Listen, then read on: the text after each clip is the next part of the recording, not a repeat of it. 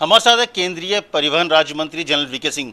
VK Singh साहब, परिवहन मंत्री, पिछले बार अगर बात करें हाईवेज की ही बात सबसे ज़्यादा तारीफ हो रही थी मोदी सरकार की, और उसी हाईवे पे जो मजदूर है वो परेशान है, घूम रहा है, और तमाम श्रमिक ट्रेन चलाने के बाद, बसेस चलाने के बाद भी श्रमिक लग रहा भरोसा नहीं कर पा रहे हैं जो मजदूर हैं वो मोदी सरकार पर, इसलिए अभी भी सड़कों पर ही है। और खुद गाजियाबाद में कल देखा था किस तरह से हंगामा हुआ था। देखिए, अमित, ऐसा है, और मैं चाहूँगा कि ये सवाल आप सब प्रदेशों में पूछें। ऐसा क्या हुआ है कि अचानक सब पलायन कर पर शुरू हो गए?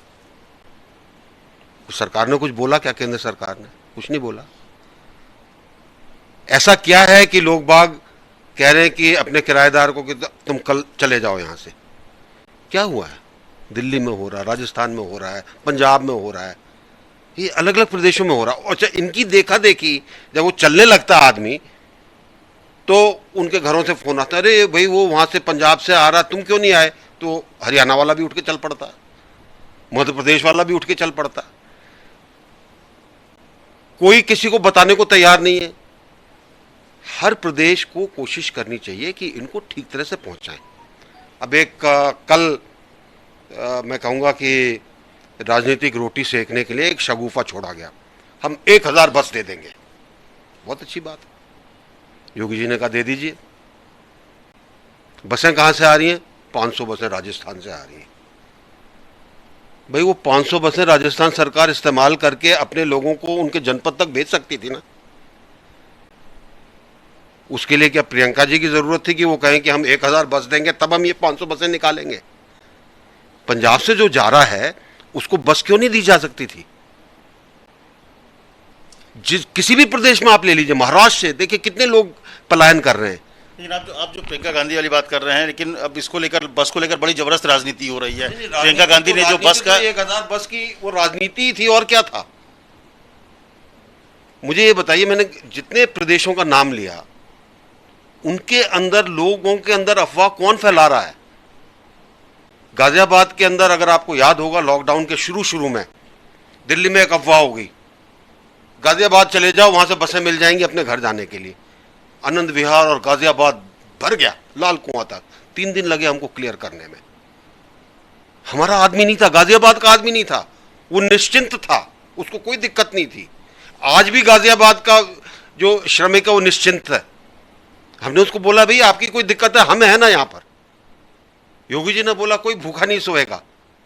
लेकिन ये जो बस है, बस में कहा जा रहा है कि तमाम जो 1000 बस के लिस्ट दिए गए हैं उसमें जो जानकारी आ रही है कि ऑटो के भी नंबर्स हैं, एम्बुलेंस के नंबर हैं, जो प्रियंका गांधी की तरफ से, कांग्रेस की तरफ से ऐसा है कि जब आप कोई शगुफा छोड़ते हैं, राजनीतिक रोटियां सेकते हैं, तो यही हाल होगा।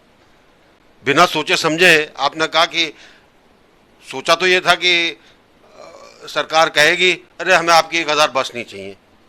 अब गर्दन फंस गई। अब 1000 बस दीजिए, पहुंचाइए। 1000 बस सारी के सारी गाजियाबाद तो आएंगी नहीं, 500 बस नोएडा जाएंगी, 500 यहाँ पर आएंगी। भेजो तो सही। और ज्यादातर बस जो है कहा जा रहा है कि वो राजस्थान से ही आ रही है। राजस्थान से आ रही है, 500 बसें राजस्थान से आ रही है। और मजदूर भी राजस्थान से ही चल के आ रहे हैं इधर। तो वही तो मैं कह रहा हूँ, अरे वो मजदूर जो बेचारा भरतपुर से चल के जा रहा है आगरा तक, अरे आप उसको बस दे देते, बैठ के चला तो जाता अपनी जगह पर। तो ये दिखाता है कि ऐसे समय भी लोग बाग एक निकृष्ट तरह की राजनीति कर रहे हैं। लेकिन डिजास्टर मैनेजमेंट एक्ट के तहत तो ये सब अधिकार जो है केंद्र सरकार के पास आ जाती है, माइग्रेंट लेबर वाला भी, तो उसको केंद्र सरकार अपने लेवल पे करती। इतनी बसेस चलाने के बावजूद भी एक भरोसा क्यों नहीं जनता को हो पा रहा है कि सड़क में जाने की बजाय वो थोड़ा वेट कर? हमें तो ऐसा है कि एक बार लोगों के अंदर अफवाह फैला दी जाती है ना, वो कहते अरे मैं कहाँ, बस नहीं मिल रही है, पैदल ही चल पड़ते हैं, रेलवे लाइन के साथ साथ चल पड़ते हैं, घर पहुंच जाएंगे। यानी कोई कोई कोई तुक की बात नहीं है। परिवार को लेकर चल पड़ा, सामान रखो, चल पड़ो। अरे भाई हम कह रहे हैं कि आपको खाना मिल रहा है, आप रुकिए। हमारे पास शेल्टर होम जो हमने बना रखे हैं, कल हमने 14,000 आदमी भेजे। आपने देखी क्या भीड़ थी उस भीड़ के अंदर। और मैं बड़े निवेदन पूर्वक कह रहा हूं, हमारे मीडिया ने क्या दिखाया? सोशल डिस्टेंसिंग की धज्जियां उड़ गई। अरे भाई 14,000 आदमी होंगे तो सोशल डिस्टेंसिंग रहेगी कहां? वो जो मजदूर जो चल के आ रहा था, क्या सोशल डिस्टेंसिंग करके आ रहा था क्या? ये समय है जब हम कहते हैं कि हमारा मीडिया सकारात्मक रहा है, ये समय भी सकारात्मकता का था। ये आए कहां से, कैसे आए, इनको हमने सारे क्लियर कर दिए ना। कितने लोग निकल गए आपके यहाँ से गजल, जो लोग थे अब तक कितने लोगों को अपने घर भेज ऐसा है दिया? कि हम तो रोज लोगों को भेज रहे हैं। अब मैं परसों से आपको बताता हूं, जब ज्यादा भीड़ आई थी 8,000 के करीब हमने परसों भेजे थे, ट्रेन मिल गई थी हमको। कल हमने 14,000 लोग बाग भेजे, आज भी तकरीबन 12-15,000 हम भेज देंगे। अब ये गाजियाबाद के नहीं है, ये सब बाहर से आ रहे हैं। लेकिन प्रियंका गांधी जिस तरह से आ रही हैं और जिस तरह से बस का दे रही है, आपको लग रहा है कि इस वक्त में जो चीज़ें हो रही है, कहीं ना कहीं दिखाने की कोशिश है कि केंद्र सरकार फेल है, तभी बस की जरूरत पड़ रही है और कांग्रेस देने को मैं तो कहता हूँ, तभी मैंने आपको एक वो कहा, ये एक मेरे मन में सवाल है जो मैं चाहूंगा कि मीडिया के मन में भी आए। अचानक पलायन क्यों हुआ? लोग वक्त ठीक बैठे थे ना, अचानक क्या हुआ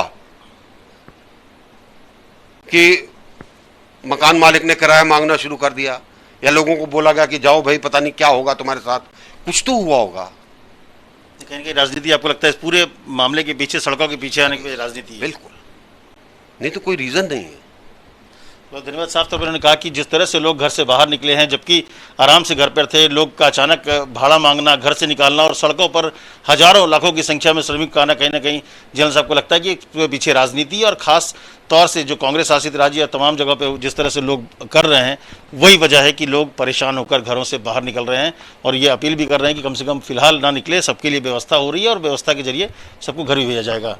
कैमरा अमित राय के साथ अमित कुमार, दिल्ली, न्यूज़ 24।